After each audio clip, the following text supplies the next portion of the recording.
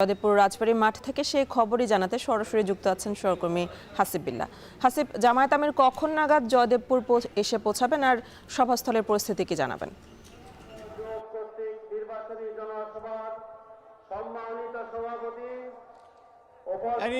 মূলত কিছুক্ষণ আগেই এই গাজীপুরের জয়দেবপুরের এই রাজবাড়ী মাঠের এই জনসভা শুরু হয়েছে, যেখানে মূলত স্থানীয় নেতাকর্মীরা বক্তব্য দিচ্ছেন। আর এই জনসভা উপলক্ষে মূলত দুপুরের পরে এই জোহরের নামাজ পড়েই মূলত এই যে নেতাকর্মীরা এখানে এসে উপস্থিত হওয়া শুরু করেছেন এবং এখানে মূলত এই মঞ্চের সামনে তারা অপেক্ষা করছেন, বসে আছেন এবং শীর্ষ নেতারা কথা বলবেন।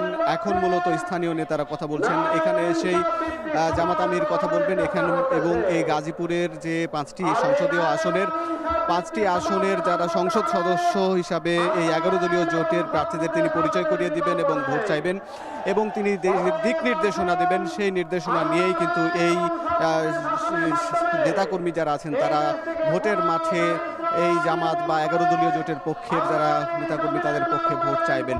এখানে জামাতের 4 জন এই গাজীপুরের প্রার্থী রয়েছেন জামাতের এবং একজন শাপলাকলির প্রার্থী রয়েছেন আবু নাসের।